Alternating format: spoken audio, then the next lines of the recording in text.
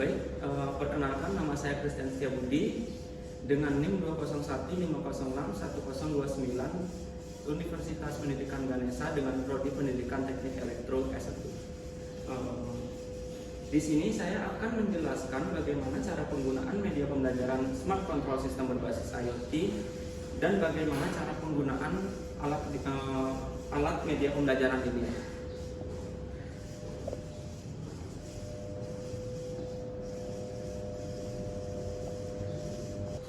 Baik, langkah yang pertama yaitu ada untuk mengkonekkan WiFi ke alat sensor moisture dan ke sensor SHT11 dengan menggunakan hotspot pribadi atau WiFi kalian pribadi.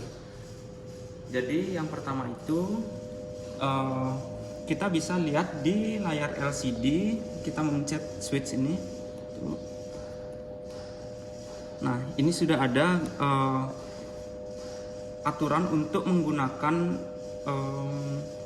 hotspot pribadi atau WiFi pribadi. Jadi kita lakukan karena kita menggunakan hotspot, kita lakukan ke hotspot pribadi. Dan kita harus mengubah nama hotspot menjadi yang tertera di sini.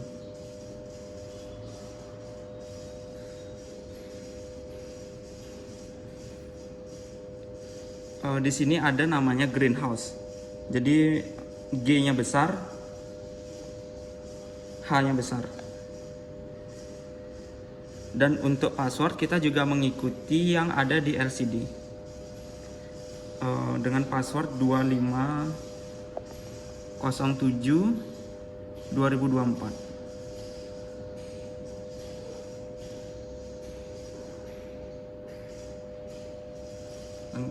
Lalu langkah selanjutnya kita hidupkan hotspot portable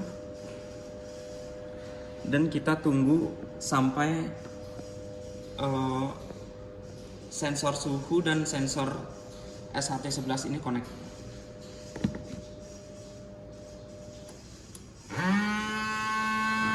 Nah, jika sudah bunyi seperti ini, berarti hotspot pribadi kalian sudah masuk ke hotspot pribadi.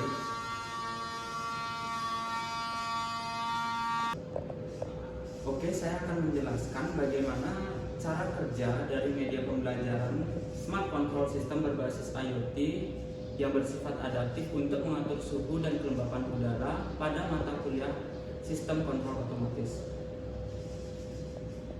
Jadi saya menggunakan media yang seharusnya menggunakan tanah, saya ganti menggunakan air sebagai prototipe kelembapan di sini. Jadi tanahnya saya ganti menggunakan air untuk sebagai prototipe kelembapan yang akan diterima oleh sensor moisture ini, sensor moisture. Dan kotak yang ada di tengah ini merupakan tempat air sebagai untuk pompa irigasi, dan kotak yang ketiga ini sebagai media tanah. Jadi bagaimana sih cara kerja alat tersebut untuk mengirigasi tanah tersebut?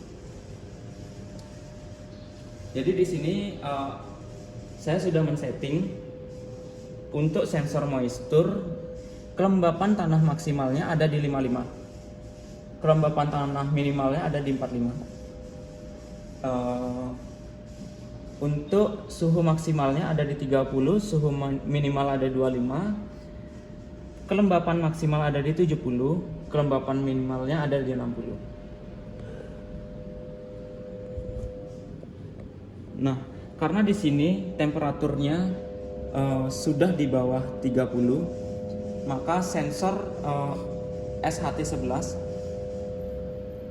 nyala, dan ini untuk blowernya sudah nyala karena sensor di dalam sini, suhu di dalam sini sudah turun atau di dalam sini sudah panas. Dan untuk sensor moisture-nya ini kenapa tidak untuk pompa irigasinya hidup? Karena sensor moisture ini sudah menyentuh angka di 69. Dan cara untuk mengetahui bagaimana sih cara kerja dari pompa irigasi agar nyala. Jadi sensor moisture ini akan membaca kelembapan tanah minimalnya akan di bawah 40, maka sistem irigasi pompa akan hidup. Jadi saya akan coba. Ini sensor moisture saya lepas, saya angkat dari media air dan akan mendapatkan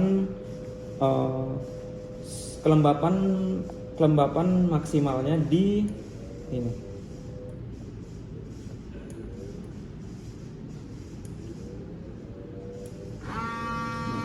Jadi pompa irigasi tersebut sudah nyala karena temperatur kelembapannya sudah di 45 atau 41 tadi. Dan sensor moisture ini akan mati jika kelembapan tanahnya sudah di 60.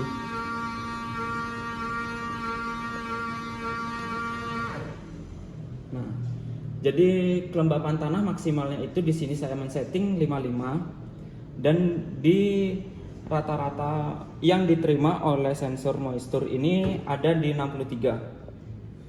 Makanya untuk pompa irigasi pasti akan mati dan bakal nyala lagi setelah mendapatkan nilai sensor moisture di bawah 45. Di bawah 45. Jadi saya akan mencoba lagi untuk memastikan.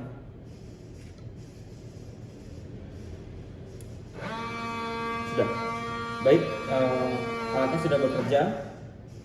Sudah mendapatkan di 40. Ini saya akan coba untuk menstabilkan lagi di saya akan masukkan di prototype iron.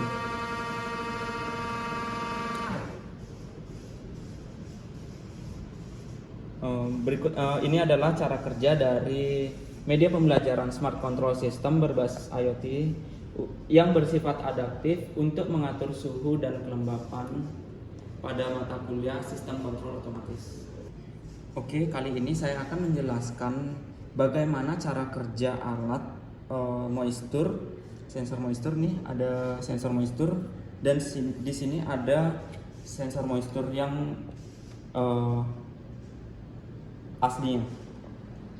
Jadi sensor moisture ini berbentuk garpu dengan konduktor terbuka berfungsi sebagai resistor variabel yang resistennya bervariasi sesuai dengan kadar air tanah.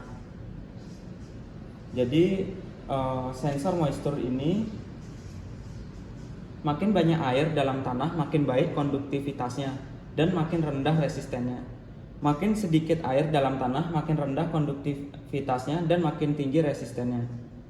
Sensor ini menghasilkan tegangan keluar sesuai dengan resistennya dengan pengukuran yang dapat kita menentukan tingkat kelembapan tanah. Baik, di sini saya akan menjelaskan sensor SHT11. Sensor SHT11 merupakan modul sensor suhu dan kelembapan relatif dari Sensirion. Modul ini dapat digunakan sebagai alat pengindra suhu dan kelembapan dalam aplikasi pengendali suhu serta kelembapan ruangan maupun aplikasi pemantau suhu dan kelembapan relatif ruangan. Jadi cara kerja sensor SHT11 ini menggunakan single chip dan kelembapan relatif dengan multi modul sensor yang outputnya telah dikalibrasi secara digital. Di bagian dalamnya terdapat kapasitas polimer sebagai elemen untuk sensor kelembapan dan sebuah pita regangan yang digunakan sebagai sensor temperatur. Sensor ini menghasilkan sinyal keluaran yang baik dan waktu respon yang cepat. Sensor SHT11 ini dikalibrasi pada ruangan dengan kelembapan yang teliti menggunakan hygrometer sebagai referensinya. Sistem sensor yang digunakan untuk mengukur suhu dan kelembapan SHT11 ini dengan sumber tegangan 5 volt dan komunikasi 2 wire. Dan sistem sensor ini mempunyai satu jalur data yang digunakan perintah pengamatan dan pembacaan data. Jadi pembacaan data itu kita bisa lihat di sini, di temperaturnya. Oke, sekian penjelasan dari media pembelajaran. Jika ada langkah-langkah yang kurang dimengerti, kalian bisa membaca di buku panduan bagaimana cara kerja dan langkah-langkah dari media yang saya buat ini. Baik, saya tutup pemaparan ini dengan terima kasih.